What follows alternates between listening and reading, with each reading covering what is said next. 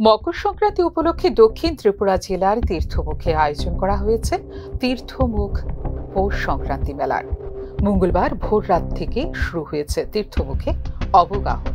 এ প্রেক্ষিতে মেলা প্রাঙ্গণে হয়েছে প্রচুর ভক্ত সমাগম।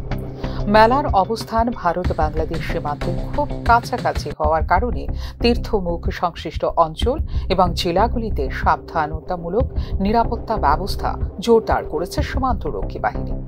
উৎসব সুষ্ঠুভাবে পরিচালনা এবং সীমান্তের ওপারে দুষ্কৃতীদের যে কোনো হস্তক্ষেপ রোধ করতে সমস্ত সতর্কতামূলক ব্যবস্থা গ্রহণের জন্য অতিমাত্রায় সক্রিয় হয়ে উঠেছে ভারতীয় সীমান্তরক্ষী বাহিনী।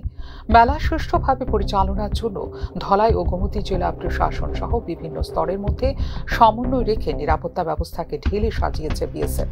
সীমান্তে সর্বোচ্চ নিরাপত্তা নজরদারি রয়েছে দক্ষিণ ত্রিপুরা জেলায়ও।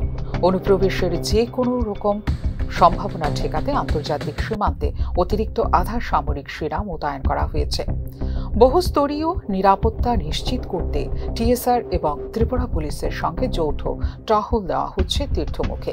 যে কোনো অনুমোদিত চলাচলকে সীমাবদ্ধ করতে গোমতী নদী এবং ডুম্বুর নদে টহলদারি নৌকার মাধ্যমে নজরদারি চালিয়ে যাচ্ছে ভারতীয় সীমান্তরক্ষী বাহিনীর জওয়ানরা।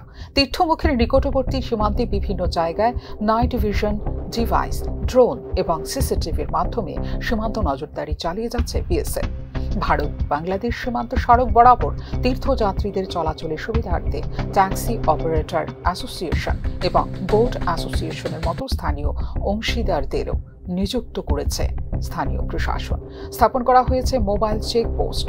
যানবাহনের গতিবিধি লক্ষ্য রেখে নিয়মিত চেকিংয়ের মাধ্যমে পরিচয় যাচাই করা হচ্ছে তীর্থমুখ মেলার অংশগ্রহণকারীদের। এদিকে মকর সংক্রান্তি উপলক্ষে তীর্থমুখে প্রায় ৭০,০০০ ভক্ত সমাগম হয়েছে বলে জানিয়েছে স্থানীয় প্রশাসন। ফিউরো রিপোর্ট, নিউজ নাও।